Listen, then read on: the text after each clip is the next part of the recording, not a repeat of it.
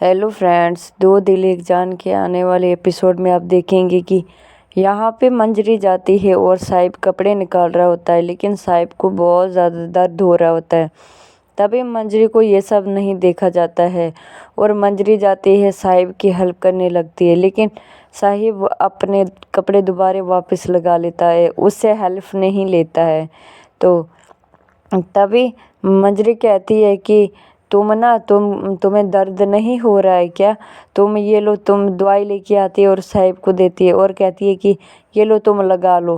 तो तभी साहिब कहता है कि नहीं, मुझे नहीं दर्द हो रहा है।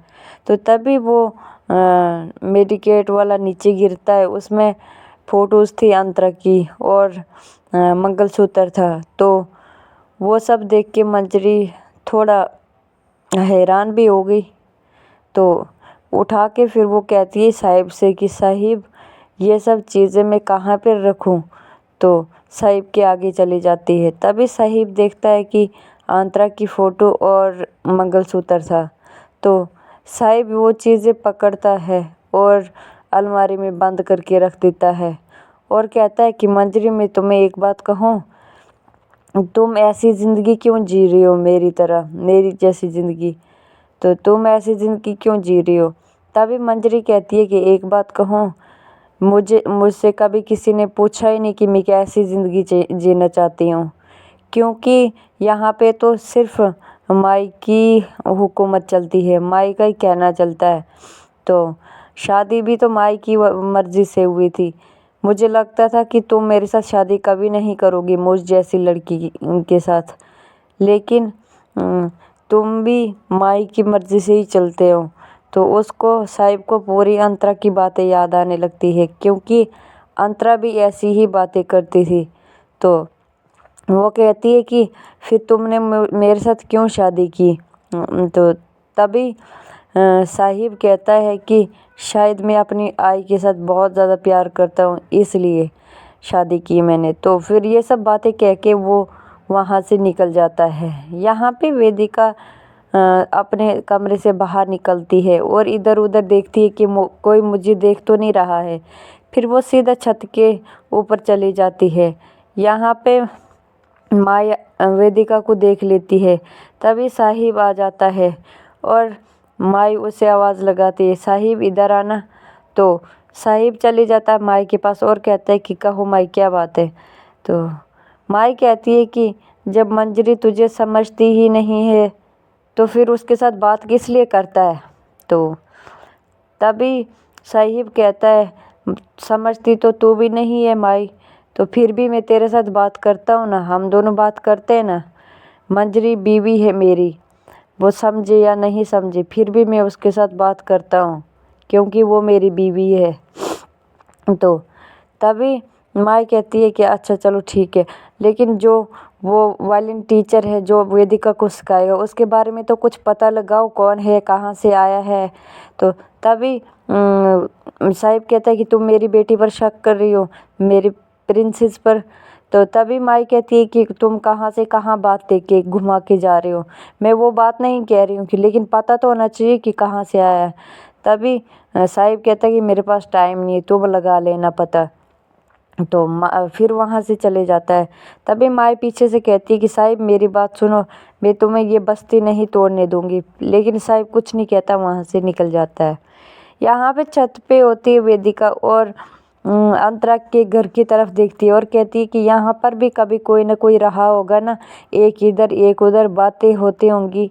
तो तभी ये सब चीज़ें सोचती है तो और कहती कि मैं पागल हूँ, मैं ये सब चीज़ें क्या सोच रही हूँ। यहाँ पे साहिब पूरे घर में आरती घुमा रहा होता है। तभी वो लड़का जो वेदिका का टीचर होता है वो अंदर आता है और धक्का लगता है, वो उस पे गिर पड़ता है। तो तभी साहिब उसका हाथ पकड़ के उधर के लिए फेंकता है। तो वो लड़का कहता है कि सॉरी, मेरा पाँव फिसल गया था, इसलिए मैं गिर गया था और आपके उधर वहाँ पर हाथ पड़ गया। तो साहिब कुछ नहीं कहता है और वहाँ से चले जाता है। तभी माई आती है और कहती है कि नाइक सदन की ज़मीन ही कुछ ऐसी है, अनजान लोगों के साथ कुछ सख्त तरीके से पेश आती है। तो तभी वो लड़का कहता है कि मुझे तो माई कहती है कि तुम अनजान हो कि सीधा घर में घुस आए। तो वो कहता है कि नहीं, मुझे यहाँ पे टीचर बुलाया गया है म्यूज़िक सिखाने के लिए। तभी माई कहती है कि कब से सीख रहे हो तुम ये? तो वो लड़का कहता है कि जब मैं 7 साल का था तब से सीख रहा हूँ। तो मेरे पास वो कागज़ सर्टिफिकेट वगैरह भी है, बहुत सारी चीज़ें निकालने लगता है और माई को देता है देखने के लिए। तो माई पकड़ती है और देखने लगती है। तो तभी माई पूछती है कि तुम्हारा घर कहाँ है, मतलब तुम कहाँ से आए हो? तो तभी वो लड़का कहता है कि जहाँ रहने का जगह मिल जाए उधर ही रह लेता हूँ।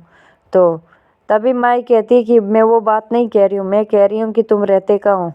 तभी वो कहता है कि माँ बाप कहाँ है? तभी वो लड़का कहता है कि मेरे माँ बाप नहीं हैं।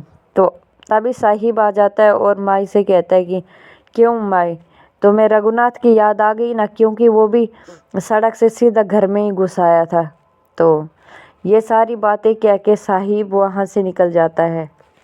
तो माँ चुपचाप थोड़ी सी इमोशनल हो जाती है और चुप रहती है। फिर वो सारे कागज़ उस लड़की को वापस दे देती है और वहाँ से निकल जाती है। तो यहाँ पे वो लड़का कहता है कि यहाँ पे मंजरी होती है और कहती है कि वो लड़की मेरी है वेदिका, उसने ही बुलाया है तुम्हें। तो तभी वो लड़का पूछता है कि हाँ वो कहाँ है? तो वो मंजरी कहती है वो अभी तक सो रही है। तो वो कहता है कि कैसे सो रही है? उसने मुझसे खुद कहा था कि मैं 11 बजे के लिए तैयार हो जाऊंगी, उसे मैं जगाता हूँ। जैसे ही वो उसके रूम की तरफ जाने लगता है तो मंजरी कहती है कि तुम ऐसा नहीं कर सकते, रुको। अगर वो इसके पापा को पता चला ना, वो कभी बर्दाश्त नहीं करते हैं कि उसकी बेटी को डिस्टर्ब करे कोई। तो लेकिन वो नहीं सुनता है, कहता है कि मैं एक टीचर हूँ, मैंने उसे सिखाना है, मैंने टाइम दिया था उसे। फिर वो रूम में जाता है और देखता है कि वहाँ पे वो सो रही होती है और आवाज़ मारता है लेकिन वो सुनती ही नहीं है। तो फिर उसके बाद इधर उधर ढूंढता है वो, उसको वहाँ पे एक जग मिलता है। जग उठा के उसके मुंह पे पटक देता है पानी। और वेदिका क्या ऊपर उठ के कहती है कि ये कौन सी बदतमीज़ी है, तुमने मेरे मुंह के ऊपर पानी क्यों फेंका? तो वो कहता है कि तुमने ही कहा था ना 10:30 हो गए हैं, तो आधा घंटा तो रेडी होने में लगेगा ही ना, तो इसलिए मैंने जगाया तुम्हें। लेकिन फिर भी वेदिका कहती है कि तुम मुझे पानी नहीं फेंक सकते थे, तुमने पानी कैसे फेंका? तो यहाँ पर बाहर जाता है और काका से पूछता है कि तुम यहाँ पर ही रहते हो ना? तो काका कहते हैं फ़िलहाल तो इधर ही रहता हूँ। तो तभी वो लड़का कहता है कि यहाँ पर कोई खुली जगह नहीं है? तो काका कहते हैं हाँ है ना, ऊपर छत पर चले जाओ, तो वहाँ पर बहुत जगह है।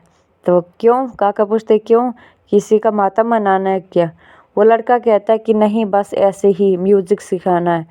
तो काका कहता है कि ऊपर चले जाओ छत पे। फिर वो छत पर चले जाता है और उसको जहाँ पर अंतरा रहती है वहाँ के लिए देखने लगता है कि वहाँ तो बहुत खंडर दिख रहा था। तो तभी वो वेदिका भी आ जाती है छत पे और कहती है कि मेरी बात सुनो, तुमने मुझे पानी क्यों फेंका था? तो तभी वो लड़का कहता है कि तुम जाग नहीं रही थी, इसलिए तुमने कहा था कि तुम आ जाना सिखाने, और मैंने तुम्हें कहा था कि कल तुम 11 बजे के लिए तैयार रहना, इसलिए मैंने तुम्हें पानी फेंका। तुम सो रही थी इसलिए मैंने ये सब किया।